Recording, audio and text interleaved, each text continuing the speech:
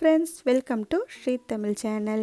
இன்றைக்கி நம்ம பார்க்க போகிறது என்னென்னு பார்த்தீங்கன்னா, நம்ம எல்லோருடைய ஃபேவரட்டான பட்டாணி உருளைக்கிழங்கு குருமா. இந்த பட்டாணி உருளைக்கிழங்கு குருமாவை சுட சுட பூரி சப்பாத்தி கூட சேர்த்து சாப்பிடும்போது ரொம்பவே நல்லாயிருக்கும். அதே மாதிரி இட்லி, தோசை, பிரியாணி, புலாவ் வெரைட்டிஸ்னு எல்லாத்துக்கூடையுமே பொருந்துகிற ஒரு சூப்பரான காம்பினேஷன் இது. வாங்க இதை எப்படி செய்யலான்னு பார்க்கலாம். முதல்ல ஒரு குக்கரில் 2 டேபிள் ஸ்பூன் எண்ணெய் எடுத்துக்கோங்க. ஒரு பட்டை, 4 கிராம்பு, 2 ஏலக்காய் சேர்த்து தாளிச்சுக்கோங்க. ஒரு 1/4 ஸ்பூன் சோம்பு சேர்த்துக்கலாம். ஒரு சின்ன துண்டு கல்பாசி சேர்த்துக்கோங்க. கல்பாசி இந்த குருமாவுக்கு ஒரு நல்ல ஃப்ளேவர் கொடுக்கும். 2 மீடியம் சைஸ் வெங்காயத்தை நீல வாக்கில் நறுக்கி சேர்த்துக்கோங்க. இந்த வெங்காயம் கண்ணாடி பதம் வர வரைக்கும் இதை நம்ம வதக்கி விட்டுக்கலாம். வெங்காயம் ஓரளவு வதங்கினதுக்கு அப்புறமா இதில் 1 ஸ்பூன் இஞ்சி பூண்டு பேஸ்ட் சேர்த்துக்கோங்க. அடுப்பு லோ ஃப்ளேமில் வச்சு இஞ்சி பூண்டோட பச்சை வாசனை போகிற வரைக்கும் இதை நம்ம வதக்கி விட்டுக்கலாம். இஞ்சி பூண்டோட பச்சை வாசனை போனதுக்கு அப்புறமா ஒரு பெரிய தக்காளியை பொடியாக நறுக்கி சேர்த்துக்கோங்க.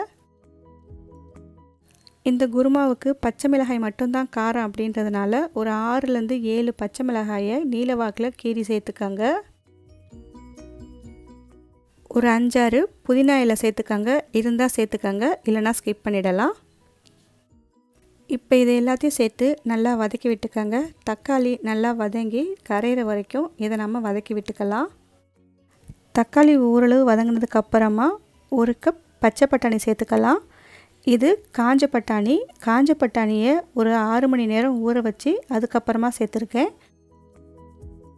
உருளைக்கிழங்கு தோலை சீவிட்டு இந்த அளவுக்கு நறுக்கி ஒரு 2 கப் சேர்த்துக்கோங்க. 1 நிமிஷத்துக்கு லேசாக வதக்கி விட்டுக்கோங்க. ஒரு 1/4 ஸ்பூன் மஞ்சத்தூள் சேர்த்துக்கோங்க. தேவையான அளவுக்கு உப்பு சேர்த்துக்கலாம். ஒரு முறை நல்லா கலந்து விட்டுட்டு காய் வேகிற அளவுக்கு தேவையான தண்ணி சேர்த்துக்கலாம். இப்போ இந்த தண்ணி கொதிக்க ஆரம்பித்ததுக்கப்புறமா குக்கரை மூடி போட்டு மீடியம் ஃப்ளேமில் ஒரு 2லேருந்து 3 விசில் வேக வச்சு எடுத்துக்கோங்க.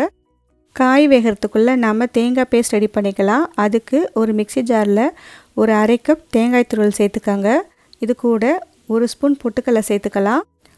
ஒரு 5-6 முந்திரி பருப்பு இருந்தால் சேர்த்துக்கோங்க. ஒரு 3/4 ஸ்பூன் சோம்பு, இன்னும் ஒரு 3/4 ஸ்பூன் கசகசா.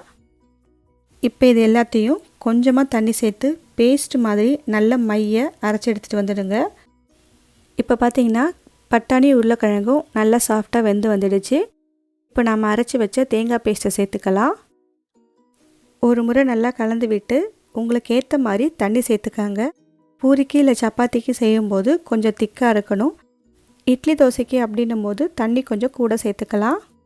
நாம் இதில் பொட்டுக்கடலை, முந்திரி பருப்புலாம் சேர்த்துருக்கிறதுனால இது கொஞ்சம் ஆறுனதுக்கப்புறம் நல்லா கெட்டி ஆகிடும். அதுக்கேற்ற மாதிரி தண்ணி கூட குறைய சேர்த்துக்கோங்க. இந்த சமயத்தில் உப்பு சரியாக இருக்கான்னு செக் பண்ணி பார்த்துட்டு தேவைப்பட்டால் சேர்த்துக்கோங்க. மீடியம் ஃப்ளேமில் ஒரு 5 நிமிஷம் நல்லா கொதிக்கட்டும். 5 நிமிஷத்துக்கு அப்புறம் நாம் ஸ்டவ்வை ஆஃப் பண்ணிடலாம். கடைசியாக தேவையான அளவுக்கு கொத்தமல்லி இலை சேர்த்துக்கோங்க. அவ்வளவுதான், சுட சுட பட்டாணி உருளைக்கிழங்கு குருமா சூப்பராக ரெடி பண்ணிட்டோம்.